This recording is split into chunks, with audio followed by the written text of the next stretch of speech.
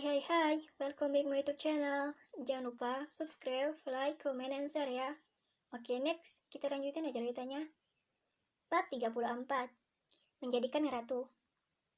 Masih di hari yang sama, jam dinding menunjukkan pukul 8 siang. Naya tengah bersiap-siap untuk pergi ke kedai yang berada di depan kompleks rumahnya.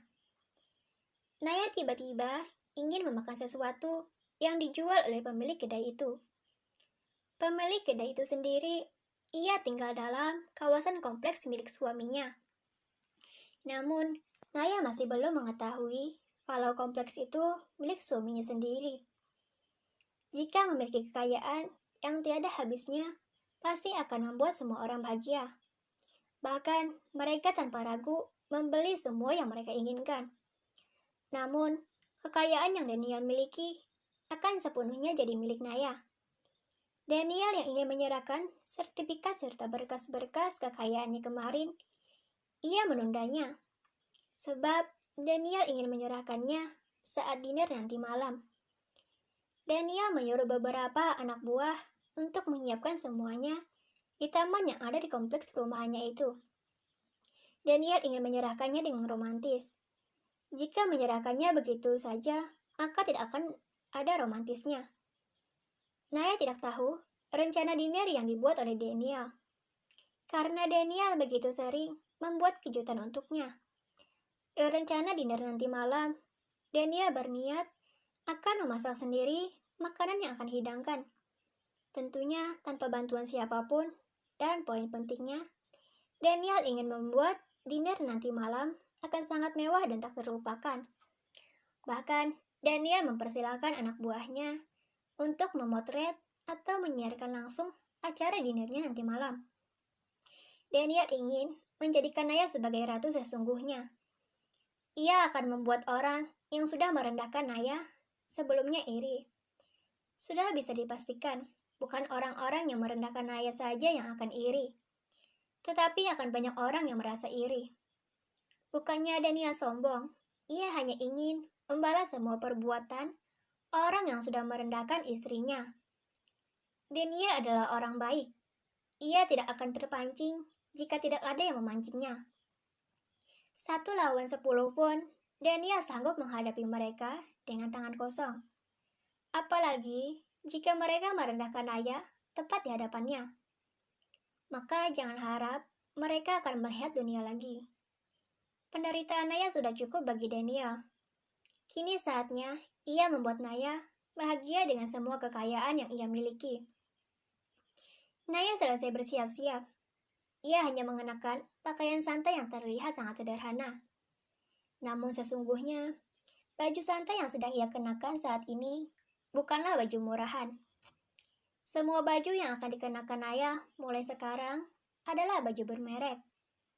Tidak ada yang namanya barang murah. Di sini, Daniel lah yang harus pintar-pintar dan peka dalam membeli keperluan istrinya. Karena jika menunggu Naya, maka itu tidak bisa diharap. Mendapatkan istri yang tidak boros membuat Daniel harus banyak-banyak bersabar. Bukannya Daniel ingin mengajarkan yang tidak baik, ia hanya bingung bagaimana menghabiskan semua uangnya. Padahal Daniel selalu menyumbangkan setiap bulannya kepada orang yang membutuhkan. Ia menyumbangkan 10% penghasilan yang ia dapatkan setiap bulannya. Dan Daniel juga membuka banyak cabang restoran gratis untuk orang yang kesusahan.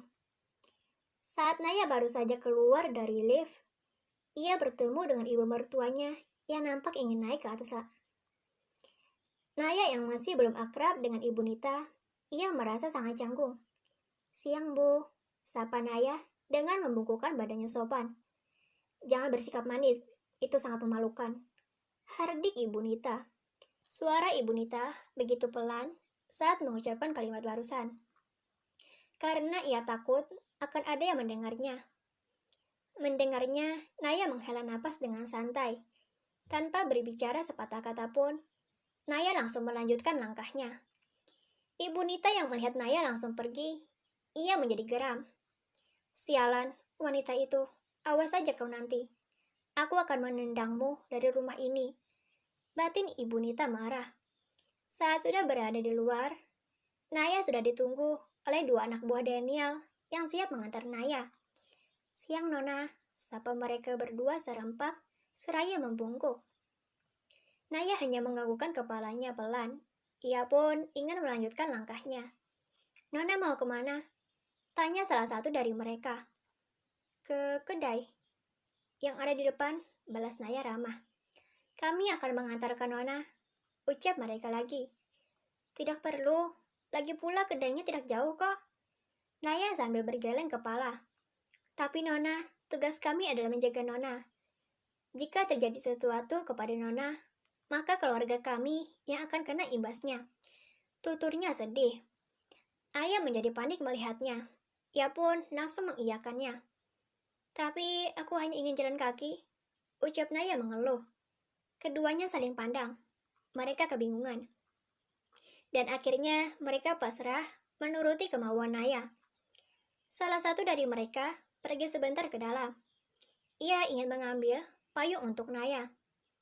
Tanpa menunggu, Naya berjalan terlebih dulu. Melihat nona mudanya berjalan terlebih dulu, pengawal itu dengan cepat menyusul dan meninggalkan temannya. Kenapa tidak menunggu temanmu? Naya mengiritkan dahinya. Karena menjaga Nona lebih penting. Naya tidak tahu. Ia harus membalas ucapan dari pengawalnya barusan. Naya menghela napas dan mengalah.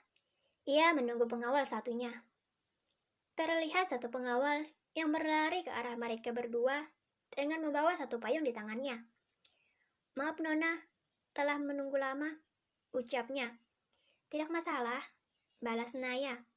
Mereka bertiga berjalan beriringan, dengan salah satu dari mereka yang memegang payung untuk Naya. Naya bernyanyi dengan riang, sambil melangkahkan kakinya keluar gerbang. Jarak antara pintu utama ke gerbang lumayan jauh, karena halaman rumah Daniel cukup besar dan indah. Dan dari atas balkon, ada Ibu Nita yang melihat Naya yang keluar menuju keluar gerbang. Aku harus cepat menyingkirkan wanita busuk itu, geram Ibu Nita. Ia menggenggam erat tangannya. Lihat saja, cepat atau lambat, kau akan keluar dari rumah ini, gumam Ibu Nita. Dan aku akan mencuci otak suamimu itu agar membencimu. Ibu Nita sama sekali tidak memikirkan Aurel. Memikirkan saja tidak, apalagi merindukan. Seakan-akan ia tidak pernah mempunyai anak sekalipun. Terima kasih, jangan lupa subscribe, like, comment, and share ya. Dadah.